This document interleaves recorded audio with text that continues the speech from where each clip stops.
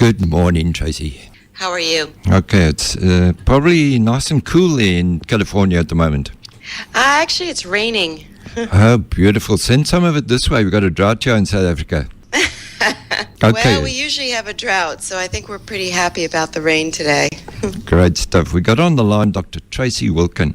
You look at recruitments, careers, that sort of thing? I do. Actually, I look at how technology is really changing society, careers, work, and future skills that we need, and how that plays out for us looking for jobs. Okay, you've just written a book called Hiring Predictions. So I actually wrote a blog. Every year I write a blog on what are some of the predictions that I see. Now it is based on a lot of, U.S. sort of labor force, and I've been looking at the labor force statistics for South Africa. So we do vary a little bit, but I try to look at the key drivers that we should pay attention to for jobs, where are jobs going in the future? Right, we enter in 2016, just about. So do you just want to unpack it for us, Tracey? Like you start off with senior sensation. That's quite interesting. Sure. So globally, if you look at the world, many countries are aging. Some are aging faster. So, for example, in the United States, 1 in 5 people are over the age of 50. In South Africa, 1 in 8 people are over the age of 50, and 7% over the age of 60. So we have a phenomena happening where people are living longer, and as a result of that, that becomes a marketplace. In fact, some of the statistics is that because we're aging, we've created a $7.1 trillion marketplace globally, which means that as we age, we have new requirements, and these new requirements create jobs. And so that's something that people can look to say, do I have skills and experience, and can I take advantage of this trend that is a potential job creator for me? Right. So, the obviously with the new medical advances and things like that, people are living a bit longer, and you see that as a job opportunity to have a look at. Sure. If you think about it, some of the statistics is that people are living to like 100. Now, that may vary on your circumstances and where you live, but that's much longer than we expected people in the past. So that opens up job opportunities. If you think about it, people have to live somewhere, so they may not be living at home, or if they do retire at home, what kind of services do we need to bring into the home? Landscaping or food services or cleaning services or medical services. Or they may want to retire to communities. We call them adult communities. And these communities, open up construction jobs or landscaping jobs or service jobs, restaurant jobs. So a lot of this, has to do with where are people moving to and what kind of jobs are as a result of that. Right, and you actually mentioned something quite interesting there, that they look the pet side of things. Yes. So we have an interesting phenomena. The group called the baby boomers. Many people grew up and had pets when they were young, and then that was it. It was the family pet. The baby boomer generation, now that they're not working and they have time on their hands and they're not having their kids at home anymore, are looking for companions, and they're driving this whole activity around pets. And if you think about it, pets is a big business because pets need people. They need vets. They need people to work in retail stores to get the pets food. They need grooming. They might need housing. They might need dog walkers. They might need cat sitters. And so that in itself is an area that is growing, and it's really driven by our baby boomers. Yeah, my wife will be glad about that. Okay, now a little bit more in a serious vein, the security situation, obviously, with all the things that are going on in the world today, you see openings there with security, etc.? I do. I say that sadly, security is going to be a safe bet, and I think that is a global phenomena. that we're all experiencing and we didn't have before. This whole idea of terrorism is actually something that's quite new for everyone. And if you see something in the headlines a lot, that's why I say to people, watch the news, listen to the radio. If you see something in the headlines a lot, it gives you an indication that there's probably going to be jobs around it.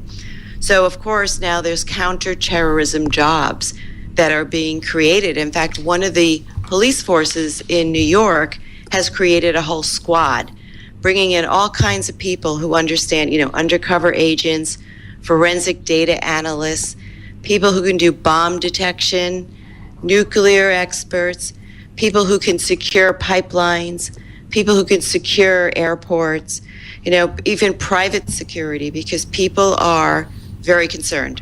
Yes, we've seen an increase in that here, obviously, That's right. So if you see something in the news, then you have to think about it and say, is this trend here to stay? And are there being jobs potentially generated because of this trend? And do I have the skills and experience so that I can actually get into this opportunity, whether it's on the fact that people are aging or the fact that we need more safe and security people in the world? Right. Now, the other one is cybersecurity.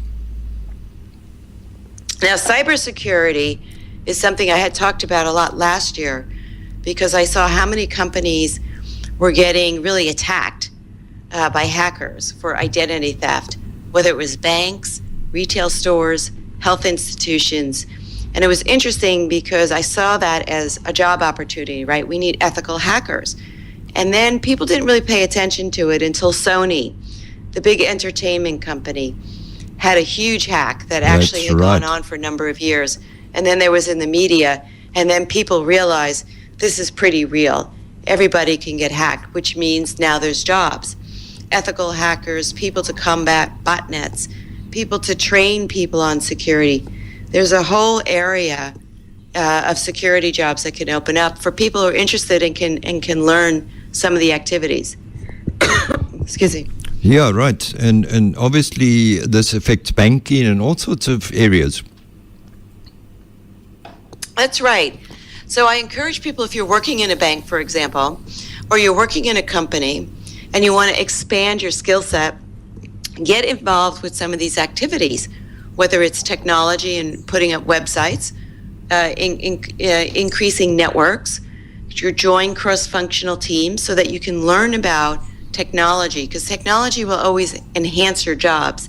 And as I look at the statistics in South Africa, IT is in high demand. So if I was going to put my energy somewhere, I would put it in some of these professional hard skills, whether it be engineering, finance, accounting, information technologies, and I would take advantage of the resources that are out there, whether in the company or through nonprofit initiatives or community initiatives, and see how I can enhance my skill set, because we do live in a very technology, digital world.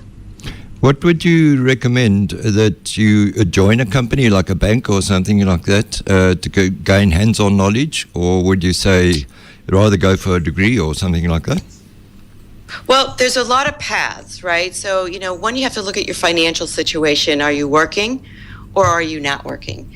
If you're not working, then you have to, try to figure out, how can I get the skills and experience so that I can be working, and what's available to me in the community. So if I do a broad brush look at like South Africa or Johannesburg, I see that there's a lot of online opportunities, right? So there's free skill building classes, there's coding. There's something coming to South Africa called We Think Code. There's initiatives through Google, Facebook, Apple, Cisco, IBM, Microsoft. So I would look and see, what can I get involved with for free that I can build up my skills. There's also a number of free education initiatives, such as High School Connections Academy, which is free high school online, MIT, edX, Coursera, Open Yale, Open University. There's a lot of online education now that is offered for free. I would also look at the non-for-profit initiatives in your local area. Are people creating skill-based training, and are they offering it for free? And is that something that you can get into or apply for so that you can build up some skills? If you're working, then I would say take control of your job. Be the CEO of your job and be entrepreneurial about it. How can I take this work opportunity and enhance my skills inside the firm?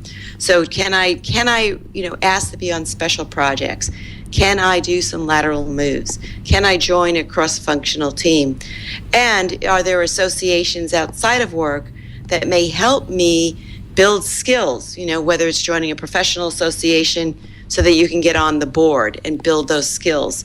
Join an association so you can learn about, accounting skills, experience. So today's all about skills and experience, more so than do you have a degree, which I think is very important, but it's not just about the degree anymore. And in some cases, maybe a certification is an ideal way to go too. Interesting, you mentioned CEO of your job. Yes, I tell people that companies are really looking for people who add value to the position that they have, the CEO, Chief Executive Officer. It's much more entrepreneurial today. In fact, I remember having employees and saying, the job that you have today with me is going to look completely different 1 year from now. But it's not because I'm going to tell you what to do.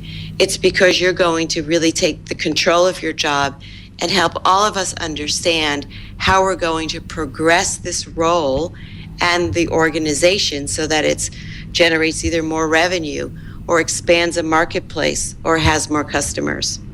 Right. People listening to this might say, I don't really want to get into IT and things like that, but there is a fun side of it. Eh? You were mentioning about virtual reality and drones and those sort of things. Oh, yes. I think that technology, if we present it to people and say you have to code, a lot of people would roll their eyes because not everyone's cut out to be a coder. But if you look at, as you say, the fun side of technology, there's a lot of things that really engage people. For example, let's just take something like gaming, immersive gaming. There are actually people who make a lot of money. I'm talking a lot of money on YouTube and Twitch. And these are streaming sites where people actually play games and have other people watch them. Right. And they actually make a lot of money, whether it's through subscriptions, donations, sponsorship. So the whole idea is that if you like to play games, you can actually make money online by playing games and involving other people. It's almost like entertainment. Like you watch a cooking show, you can watch this. I also think that there's, like, for myself personally, I'm not a coder, but I really enjoy multimedia and video. And so if you find there's a technology that you enjoy, look to that technology. Some of the big future ones, artificial intelligence, smart machines, and drones. Yes, Amazon is trying to encourage, at least here in the United States, that we have drone delivery in the next year or so for their key prime members, which is basically how can we use small robotics to help us in delivery because we can't get drivers, right? So it's very logical. And drones are used in military. Drones are used for surveillance. So drones are becoming, not just a toy anymore, but actually, and if you're interested in drones, there's needs for people to pilot drones, operate them, train. Right. There was an ad I saw that just said, if you have any kind of background with a drone, call us. Yeah, right. So you can actually go online, order your stuff from the supermarkets and it gets delivered to your door by a drone. That's the future, and that's the Amazon, what they would like to see in the future. And that will in itself be able to create jobs.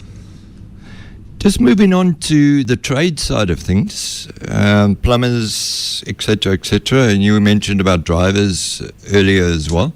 You said there's a great need for drivers. Yeah, well, at least in the U.S. So, and my sense is that this is probably an experience that's happening across the world and a lot of other countries as well.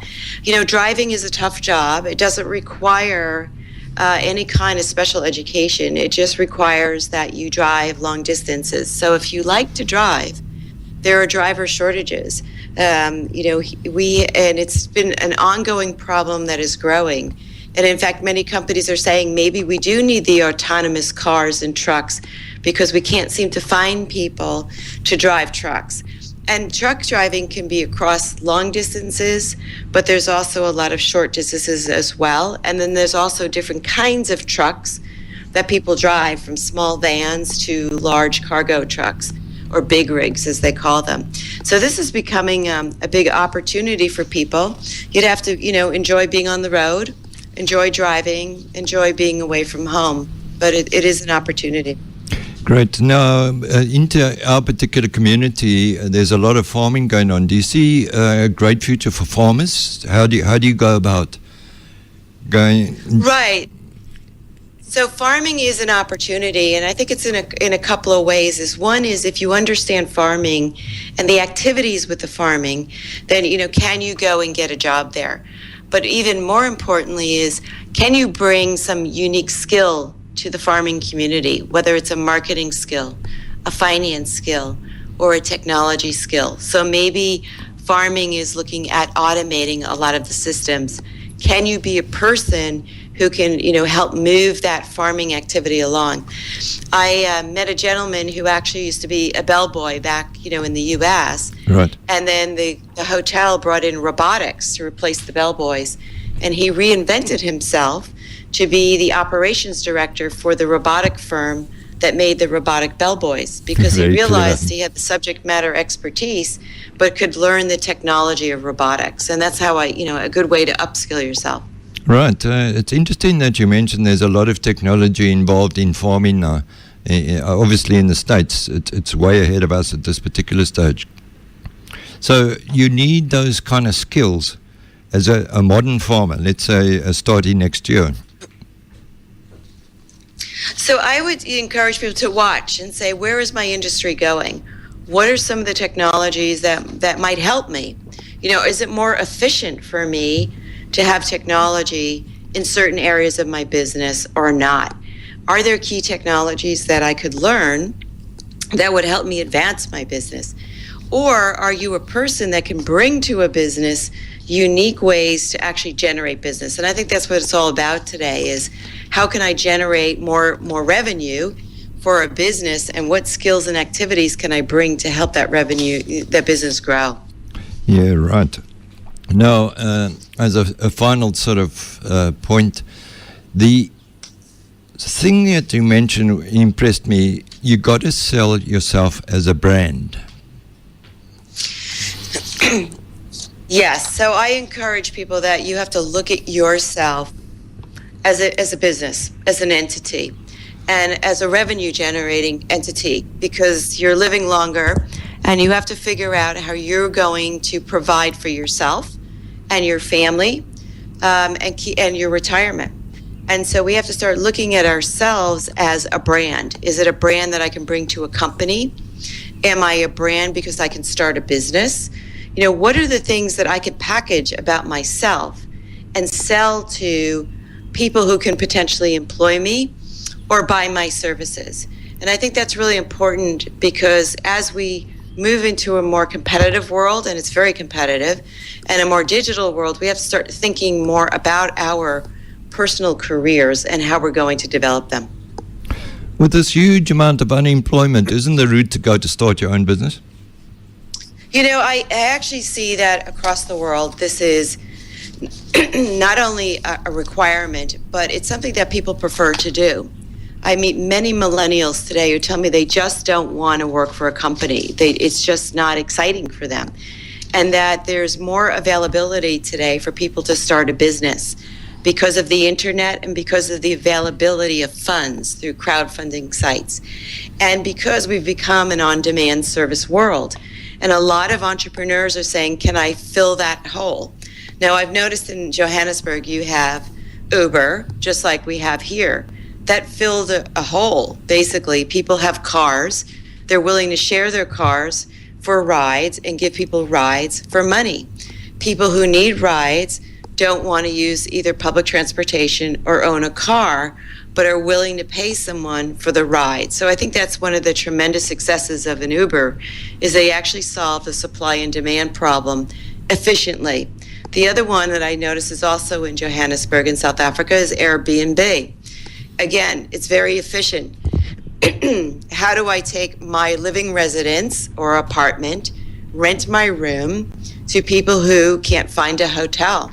And I can make money at this because I have an apartment or a house. And me as a traveler, I can't afford the local hotel or it's at capacity.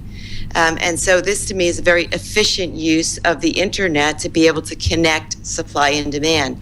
So I think a lot of people are realizing that there's jobs that can be created because we live in a digital world, even if it's supply and demand connections, or by taking our wares, like it was websites like Etsy, Zazzle, eBay, right? Am I making something, whether it's jewelry or have a service that I can provide and actually market myself, not just locally, but globally? And I think that's one of the benefits that we have to start looking at is if I can't get a job in the local area, can I get a job using the internet platforms like some of these marketplaces to be able to get micro jobs and actually create my own personal business? Tracey, before I let you go so you can have your breakfast or a cup of coffee or whatever, are you hopeful for the future? I'm very hopeful for the future, but I think that we have to really empower ourselves. And I think globally we're going through this shift. Some countries are, faster, some countries are slower, some populations. We are in a digital shift, and we have to all realize that we have to be, it's much more complicated today, it's much more complex, and it's much more technical. So I think that we each have to take the onus upon ourselves to figure out our own paths, and that differs from in the past. And even if it's like, how am I going to get educated? How am I going to get a job? How am I going to build my skills and experience? And how am I going to make money so that I can survive and support my family? So I think that's a big shift that we all need to pay attention to. Fantastic sentiments. Tracey, I want to thank you very much. And if people want more information, how do they get hold of you? Oh, sure. My website is TraceyWilen.com, which is TraceyWilen.com. I am on Facebook as Dr. Tracey Wilen. I am on Twitter at Tracey Wilen, and I'm on LinkedIn. And I have a YouTube channel as well. So, please connect with me and we can continue the conversation. Fantastic. And please send some of the rain this way. Yes. And I'll keep some here for my own plants. Yes, we're very dry too. Tracey, thank you once again, and thank you for sharing your thoughts on KSFM 94.9. Thank you, and Happy New Year and Happy Holidays. Same to you. Bye.